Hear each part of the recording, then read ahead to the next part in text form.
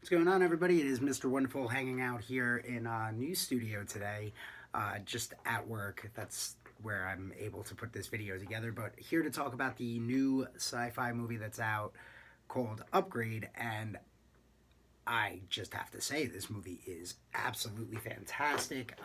My notes are over here to the right, so apologize. But this might be one of the best sci-fi films that you will see this year and really in a long time. Very much like Terminator, RoboCop, Matrix.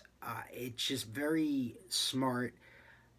It does a lot of bold things, and it's willing to be bold and ask a lot of questions, but it's very relevant. Like, it's not like just a throwback, one of these. It's not a film that just kind of banks on the fact of, remember these 80s films that you love, these sci-fi 80s films? It lives on in that area, but it's like it's down a dark alley that you might never have roamed down RoboCop in. Like, that's where this film lies. It lies somewhere between all of it, where it knows what it's doing because it knows what type of film it is, but it's very fresh and very, very, very, very smart for what the film is doing. And I mean, if you don't know what this film is, because this film kind of is one that a lot of people, when I was like, yeah, I'm going to be doing Upgrade, what's that? What's that? Well, it's a film that, here's the plot synopsis. Logan Marshall Green, you know him from Spider-Man: Homecoming. He stars as Gray Trace, old-fashioned guy. He listens to vinyls. He works on cars. He still drives cars, and this is in a not too distant future where there are self-driving cars, and that plays into things a little bit later on down the road. But he works on cars. He's got one sale to make. It's he's selling his Dodge Charger. He's selling it to a man by the name of Eron, and Eron happens to be like a tech genius, young tech genius, who happens to be working on a new project, STEM. See where this is going. There's an accident that occurs on the way home from that drop off. His wife ends up being killed. He's left paralyzed. That's where insert Iran, who then offers up the opportunity to put STEM inside of him to reconnect his spinal cord and his brain and give him full motion again. And he agrees to the surgery, and he starts moving in a very Terminator-esque type way, but more human to it. And that's when he finds out that STEM actually can talk to him, and he's the only one that can hear it. So he's trying to figure out his wife's murder. STEM's able to help him see things that are the naked eye can't see because it's technology inside of him that's reconnected his body. And it does a lot of good things. And then it becomes the revenge film that you really expect going in, a revenge kind of sci-fi thriller slash horror at times. It does have a little horror to it. I gotta say, the practical effects in this film are fantastic. You will love those. They work really good, and that goes hand in hand with the action, because the action sequences play out very kind of what you'd see going to see a superhero movie, and they play out in a fun way.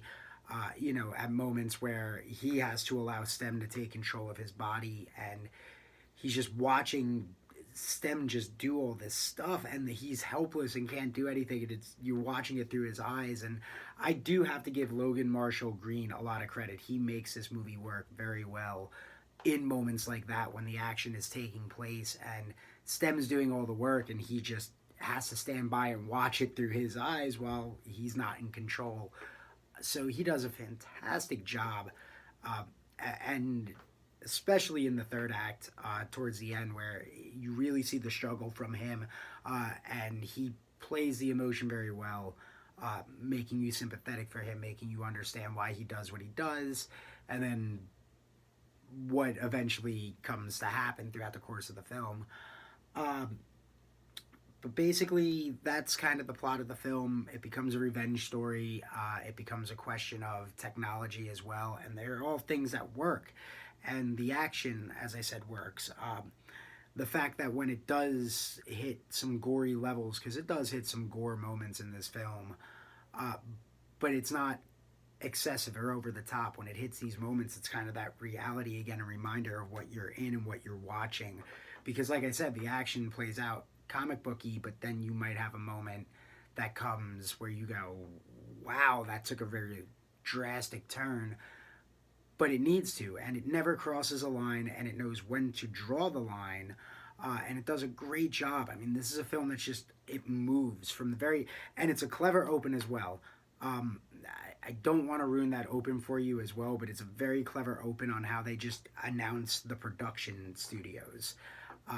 And it helps set the tone for the movie you're watching. But again, I think that I do think that this film moves at a very quick pace. I think it's a great film. It's very enjoyable. A lot of things that I really enjoyed, and I know that you'd really enjoy in it. The one real con to the movie is the third act is it gets caught up because everything's moving so fast and so quick. You're really caught up in the characters throughout a lot of this film, and especially Logan Marshall Green. You're really caught up in his character and his story.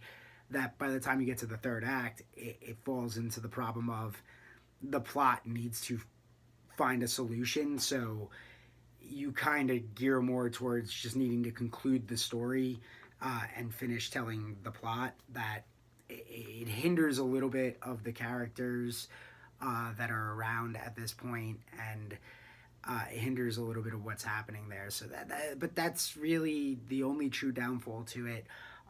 My verdict, again, as I said, there's never a dull moment in this movie. It's very bold. It's very fast paced. Very action packed. It's does take body horror to a new level. There are some moments where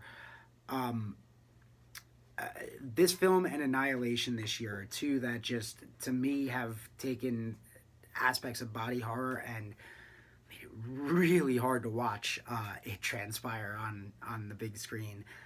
So it does take it to kind of a new level. But it's a movie that, like how they used to make them, and like what we haven't been getting a lot of, and it does a very good job at finding its own footing to remain fresh, to remain relevant for what time it's being made in. And it asks that very serious question as well, and is bold to go into places where some people don't want to go and talk. I mean, it's basically an Alexa-fueled future that's not too far off that this film takes place in. So how much technology is too much technology? And it's willing to ask those questions and answer questions. It's not just throwing out questions and going, well, what if? It's throwing out an idea and then answering it.